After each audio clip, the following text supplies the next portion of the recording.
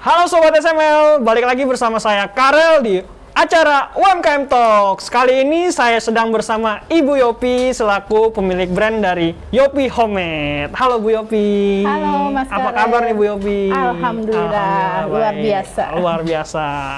Ngomong-ngomong kemarin saya baru dapat info nih kayaknya nih, Bu Yopi habis dapat orderan banyak nih. Wih. Alhamdulillah ada aja orderan masuk. Mantap. Dan itu kita sebagai UKM harus ketika ada orderan masuk tuh harus profesional. Harus profesional. Janji sesuai ditepati dan jangan lupa mutu dan kualitas harus Mutu tetap dan terjaga. kualitas itu harus nomor satu ya Bu ya? Iya, benar sekali. Biar repeat order terus. Yes. Oke Bu, ngomong-ngomong tentang perjalanan nih kan, perjalanan tentang usaha Bu Yopi nih yang terfokus pada rempah-rempah. Iya. Awal mulanya gimana sih Bu? Jadi saya tuh sebenarnya usaha saya tuh sebenarnya craft. Craft. Oh, oke. Dari craftnya dari berdasar pita, terus manik-manik gitu. Manik-manik. Saya bikin bandung. Berarti Ibu awalnya emang suka ngejahit juga ya Bu ya? Kalau ngejahit terus terang belum bisa. Oh, belum bisa. Masih belajar lah sedikit-sedikit gitu. Oke. Jadi saya jualin, saya titipin ke ada yang suka kredit. Ibu-ibu suka kredit itu suka, nah itu sekalian dititip. Sama dititip di warung. Saya bikin gantelan itu. Oh iya tahu. Jadi seakan-akan kayak kalau di warung kan di suka warung, ada mainan itu. Nah itu kalau mainan, nah ini craft ya Bu ya, aksesoris ya Bu ya. Oke. Terus kenapa tiba-tiba bisa kecemplung di sini nih Bu? Jadi gara-garanya ada seorang sahabat saya menawarkan untuk dihalalin. Dia mencari orang karena dia diamanatkan oleh dosen suatu universitas karena pengabdian pada masyarakat ya Bu ya. Untuk program S3-nya dia. Oh iya, baik. Dia disuruh mencari 10 UKM untuk dihalalkan produknya. Produknya untuk proses itu ya Bu, sertifikasi halal ya. Sertifikasi halal. Karena mungkin kan orang nyari 10 kan agak maksudnya nggak semudah itu. Iya, nggak sedikit ya Bu ya. Iya, akhirnya karena beliau tahu saya suka membuat minuman, saya suka memberikan ke orang gitu ya. Nah itu akhirnya dia itu kenapa nggak dibuat aja dimasukin botol. Akhirnya sempat pikir-pikir, ya udahlah pasrah aja dah. Dicoba dulu aja ya Bu ya. Dicoba dulu. Bener. Walaupun kadang saya tuh nggak pede, kalau kuliner tuh suka nggak pede. Jangan-jangan kan rasa saya sama rasa mereka belum tentu pas. Benar. Nah kemudian saya masukin ke botol itu, saya ikutin prosesnya, alurnya gimana. Dan dalam waktu 2 minggu tuh saya harus memikirkan nama juga kan. Iya, betul. Nah, namanya itu saya bingung. Saat itu saya tuh lagi hamil, di bulan Desember saya dapat amanah itu untuk ikut sertifikasi halal, dan Januari kan sudah melahirkan, sudah harus melahirkan. Iya. Nah ini anak belum ada namanya. Kalau saya kasih namanya nama anak yang ada ngiri nanti. Iya, brandnya keluar duluan baru anaknya dulu ya Bu ya. Mau ngasih nama saya dan suami kayaknya namanya kurang matching untuk produk kuliner mungkin. Untuk produk kuliner. Akhirnya udah deh, saya cuma mau ngasih tahu ke orang ini buatan Yopi. Jadi saya bikinlah Yopi Homemade gitu. Yopi Homemade. Okay. Yang pasti buatan Yopi Homemade itu benar-benar dibuat dengan penuh cintanya Yopi, dari hatinya Yopi gitu. Mantap, keren. Iya, seperti berarti itu. Ibu nih bukan sebuah tragedi Bu, kan karena kata Ibu kan kecemplung nih. Ini berarti ada suatu apa ya namanya ya, keberuntungan, rezeki. Karena kan biasanya orang-orang tuh kalau mau usaha ya usaha dulu yang dibuat ya kan Ibu ya.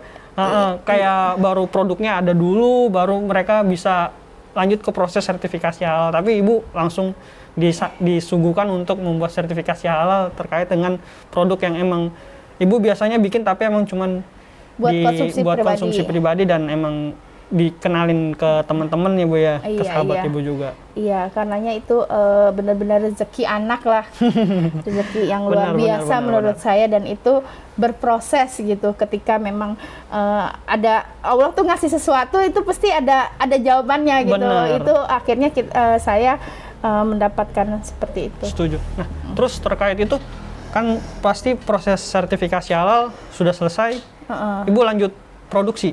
Iya, jelas. Saya mau nggak mau saya harus produksi. Ngapain? Alasannya apa Bu? Ya, karena ternyata ketika saya itu yang suka dengan produk yang cocok itu nggak cuma sedikit. Mereka menerima produk saya dengan baik. Iya. Dan apresiasi. Apalagi pada saat itu saya juga kemana-mana itu pas hamil, kadang baby itu selalu dibawa-bawa kemana-mana. Mereka melihat benar-benar perjuangannya saya itu dari kecil, dari nol gitu, sampai sekarang saya bisa seperti ini. Itu benar-benar perjuangannya. Berarti emang benar-benar pas produksi ini juga sekalian ngurus baby ya Bu ya? Iya. Masih baru lahir juga ya Bu ya? Iya.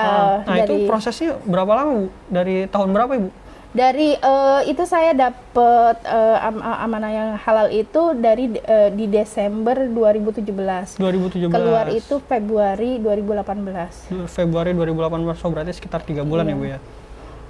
Mulai saya ngerangkak-rangkak beli panci yang kecil, kemudian yang sedang lagi, kemudian yang besar. Berarti awal-awal tuh Ibu produksi mulai dijual kan, sebelumnya kan memang cuma bagi-bagi. Iya. Nah pas mulai dijual itu produksinya berapa banyak tuh Bu? Misal seminggu atau sebulannya? Kalau baru pertama sih paling saya sekitar 50 botol. 50 botol. 50 botol tuh paling ya agak lama sih ngabisinnya gitu, namanya orang baru, belum kenal orang gitu. Terus sampai ya akhirnya ya meningkat. Yang sekarang setiap kali saya produksi itu sekitar 90-an botol, 95 botol sekali produksi. Biasanya tuh habis berapa lama Bu sekali produksi tuh? 90 botol. Tergantung. Karena kalau kemarin pas pandemi lumayan cepet. Sekarang pandeminya sudah berkurang. Iya, karena kan permintaannya waktu pandemi pasti orang-orang pada nyari ini rempah-rempah, karena emang katanya sebagai obat manjurnya juga ya Bu ya, buat sebagai daya tahan tubuh lah ya. Tapi memang minuman saya itu beda dari yang lain. Kalau menurut saya sendiri pribadi, karena itu terbuat dari jahe merah. Jahe merahnya itu khusus, jahe merah Banten. Dia nggak bisa, kan ada banyak berbagai macam versi jahe merah yang ada di jahe merah Banten, ada yang merah Banten, Medan, Bengkulu, Jawa gitu. Dan saya sengaja milihnya yang dari Banten karena dia mempunyai wanginya beda dan rasanya lebih pedas. Berarti rasanya pedasnya lebih strong, terus juga dari wanginya juga kuat ya Bu ya. Kemudian saya juga tidak menggunakan gula pasir. Nggak menggunakan gula pasir. Ini ya, yang wedang, yang botolan. Saya menggunakannya gula aren. Wah, iya, mantap. Jadi benar-benar saya benar-benar menjaga konsistensi saya gitu, karena memang orang kalau misalkan saya udah rubah sedikit dia nggak mau, ini pasti mereka akan komplain. Iya betul, setuju. Gitu. Nah terkait dengan penjualan nih Bu, awal-awal Ibu tuh ngejualnya kemana sih produk-produk Ibu ini? Saya pertamanya ngejual ke teman, terus kadang titip, saya titipin juga ke toko, ada toko oleh-oleh. Kemudian saya juga sempat ikut 212 Mart juga, masuknya ke situ. Iya. Terus pokoknya macam-macam deh. Saya titipin teman juga. Karena kan dari yang kita tahu juga ya, kalau anak muda zaman sekarang tuh kalau terkait dengan produk-produk rempah-rempah sendiri kan banyak, notabene lebih banyak yang nggak suka ya Bu ya. Tapi Ibu kenapa? Apa itu berbanding terbalik sama pendapat saya Bu? Dari yang Ibu makanya saya bikin ini inovasi baru yang manisan jahe kopi latte. Wah. Itu sebenarnya untuk mentarget anak muda. Iya, sama manisan kelapa. Ini manisan kelapa nih saya baru tahu nih Bu. Sebenarnya yang minuman botolan wedang jahe cang itu bisa dimix. Dia dimix pakai susu. Jadi bisa sebagai campuran. Jadi atau dikasih kopi. Jadi nggak mesti dia Nggak harus mesti minum itu. murni Karena wedang memang jahe ya, Bu ya? yang wedang jahe secang saya ini kalau orang bilang ya kebanyakan tuh strong. Dan zamannya dulu saya bikin itu lebih strong lagi. Lebih strong lagi. Sekarang saya agak kurangi mengikuti kebutuhan pasar. Permintaan pasar ya, Bu ya? Permintaan pasar mereka bilang kayaknya terlalu pedas. Terlalu pedas, benar. Padahal bagi saya biasa saja. Yang sekarang aja udah pedas. Iya, Gimana benar, yang sebelumnya? Iya, Tapi setuju. itu ini ya udah ini saya nggak mau mengurangi lagi, udah pas segitu. Iya. Oke. Gitu. Jadi Yang penting kan emang, khasiatnya memang terbukti gitu. terbukti benar.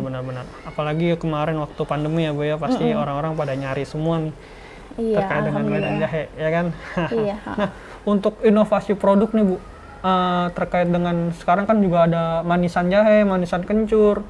Nah, itu Ibu belajarnya gimana sih, Bu? Kan karena Ibu di awal tuh katanya nggak pede, kurang pede terkait dengan produk kuliner, terus emang awalnya di craft, bisa Iya. sampai ngembangin ada manisan kunyit latte, manisan kencur, temulawak, sampai manisan kelapa.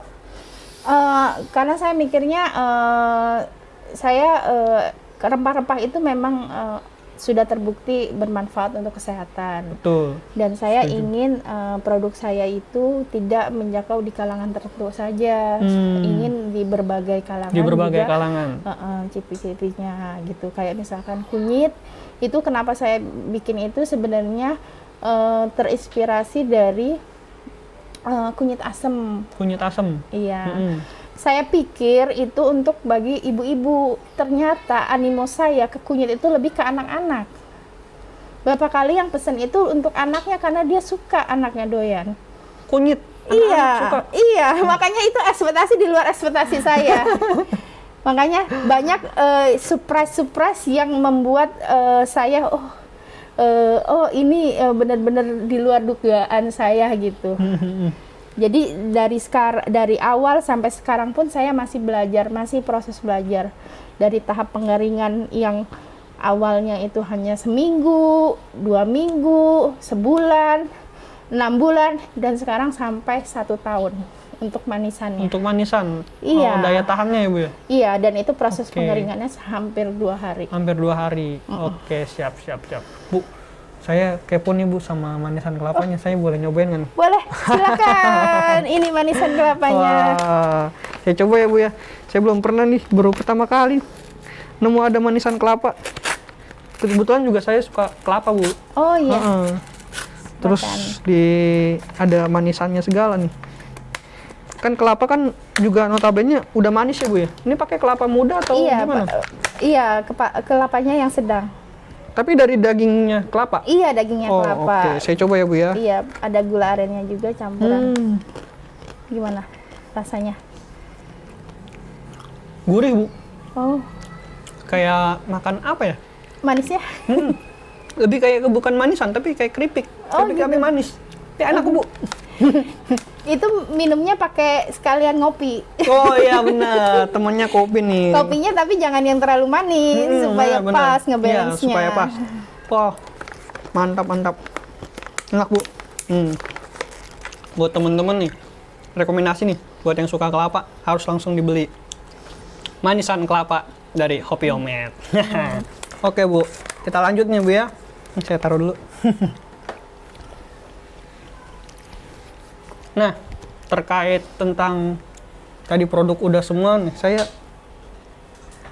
agak kepo nih, Bu. Ini apa nih, Bu? Piagam dari mana nih, Bu? Ini saya kemarin akhir tahun kemarin mengikuti digital festival. Jadi kompetisi digital festival untuk UKM Tangsel. Kebetulan saya juara 1 sekecamatan, Wih, tapi kecamatan mantap. Ciputat Timur. Kecamatan Ciputat Timur. Dan itu pertama kalinya saya ikut kompetisi. Kompetisi. Pertama kali ikut kompetisi langsung juara. Iya, alhamdulillah. Dan itu akhirnya karena dapat maksudnya nilai uang gitu ya, itu saya belikan mesin. Wah, Dehidrator mantap. Dehidrator itu hasil dari mesin dari itu ini juara. juara lomba ini ya, Bu ya. Iya. Oke, keren. Nah, habis itu, Bu, kan Ibu udah ikut Tangsel Digifest UMKM 2021, Ibu juga gabung dari SML UMKM Center tuh dari kapan Bu? Dan taunya dari mana? Saya bergabung di SML UMKM Center sekitar tahun 2020. 2020. Saya memang ikut komunitas-komunitas, tapi kebetulan ada acara festival itu ada yang nge-share, ikut saya. Kemudian ada acara untuk pelatihan. Pelatihan, iya benar. Pelatihan. Saya mengikuti, sebenarnya sudah agak-agak kepo juga sebelumnya tentang Sinar Maslen itu. Iya, sempat saya lihat-lihat IG-nya, apanya gitu. Pas kebetulan saya ikut situ, karena kan pas pandemi itu, kemarin itu banyak sekali pelatihan-pelatihan ya, iya, bimbingan-bimbingan. Nah, salah satunya Sinar Maslen itu. Cuman di situ saya ngelihat ada keunikan tersendiri untuk SML mengadakan pelatihan itu. Biasanya kan cuma sekali udah, benar. Sekali udah dan itu udah nggak jelas gitu. Nggak ada pendampingan lebih lanjut ya Bu ya. Dan di SML UMKM Center tuh benar-benar di selama 8 bulan ya kalau nggak salah, dibimbing, dilatih, dan saya juga surprise banget. Kan ada dikasih tugas-tugas tuh. Iya benar. Tugas-tugas, saya nggak masuk karena waktu itu sempet saya nggak tahu kalau tugas sih kayaknya saya kerjain ya. Cuma ada satu yang saya nggak masuk, itu ketika saya waktu itu sedang ada kegiatan komunitas, saya kelupaan. Satu nggak masuk dan saya nggak absen, nggak izin sebelumnya. Iya. Saya nggak ikut masuk ke berapa 10 besar ya? Iya. Nggak ikut masuk 10 besar. Kemudian nggak berapa lama saya nggak tahu tuh udahlah nggak dapet hopeless lagi gitu ya. Tiba-tiba dapet surprise banget, ikut golden ticket. Cuma 3 orang itu termasuk saya, dan itu luar biasa. Luar biasa ya Bu ya. Oke. Nah Bu, selama mengikuti pelatihan tuh Bu, boleh diceritain nggak sih Bu, apa aja yang Ibu dapetin dari awal pertama pelatihan sampai di tahap terakhir itu? Saya tuh ikut mengenai mentornya itu ada Pak Rujianto, ya, Bu Dani dan Pak Binyo. Iya. Di situ mereka yang satu Pak Rujianto dengan branding dan desainnya, betul. Bu Dani dengan keuangannya, ya, dan Pak Binyo dengan pemasaran dan lain-lainnya. Dan itu setiap itu punya kelebihan masing-masing yang saya selalu mengikutinya gitu. Banyak belajar di situ gimana harus di sosial media harus selalu up to date. Betul. Terus dengan desainnya juga yang harus kita harus kekinian lah mengikuti gitu. Setuju. Terus sama dengan Bu Dani tentang keuangannya, manajemennya, Kaizennya dan segala macamnya, dan Pak Binyo juga tentang perhitungan segala macamnya itu. Dan itu benar-benar membuat dampak yang luar biasa bagi saya gitu. Iya. Itu perubahan walaupun mungkin agak terkeos-keos, tapi bagaimanapun saya ingin maju, ingin berkembang. Betul. Dan itu semua itu tidak akan ada hasilnya kalau tidak dipraktikkan. Betul, setuju Bu. Teori itu percuma kalau tidak kita praktekkan. Iya, makanya karena kita di sini niatnya memang mau maju, mau berkembang. Benar-benar. Dan itu harus diwujudkan. Harus diwujudkan, setuju. Berarti memang benar impact-nya dari pelatihan kemarin itu yang Ibu dapetin sangat besar ya Bu ya, terkait dengan brand Ibu sendiri ya, Opia Homemade ya Bu ya. Iya, benar sekali. Nah, selanjutnya Bu, kira-kira Ibu ada pesan kesan kan nih Bu buat teman-teman para pelaku UMKM juga yang tergabung di SML UMKM Center maupun yang di Indonesia nih Bu? Tips dan triknya supaya bisa mandiri, berkembang, dan terus mau maju. Jangan putus asa, tetap semangat. Bagaimanapun badai itu akan selalu datang. Ketika kita di atas itu bakal banyak tantangan yang harus terlewati. Benar. Dan itu bagaimana kita kuat dan sanggup untuk menghadapinya. Dan selalu tetap konsisten, menjaga mutu dan kualitas itu. Setuju. Oke, menjaga mutu dan kualitas harus konsisten. Nah, karena setiap perjalanan pasti ada lika-likunya ya Bu ya. Ya, benar Oke, sekali. Setuju. Oke, buat teman-teman juga yang mau langsung pesen produknya dari Hobbyomed bisa kemana Bu? Bisa cek di IG-nya yopi_homemade. Nah, di Instagramnya namanya adalah yopi_homemade, dan di mana lagi Bu? Di Facebook Yopi Homemade. Nah, di fanpage-nya. Fanpage Facebook Hobbyomed. Kemudian di e-commerce di Tokopedia, Shopee, Blibli, di Yopi Homemade. Nah, hampir semua e-commerce udah ada Hobbyomed. Langsung aja dipesan ya teman-teman semua. Oke, terima kasih banyak Bu Yopi atas waktunya, udah Ya. menyempatkan saya dan teman-teman buat sharing-sharing nih. Sama-sama Mas Karet. Oke, Terima kasih juga. terima kasih. Terima kasih Sinar Maslen. Dadah, tetap semangat untuk para pelaku UMKM. Sampai jumpa lagi, dadah.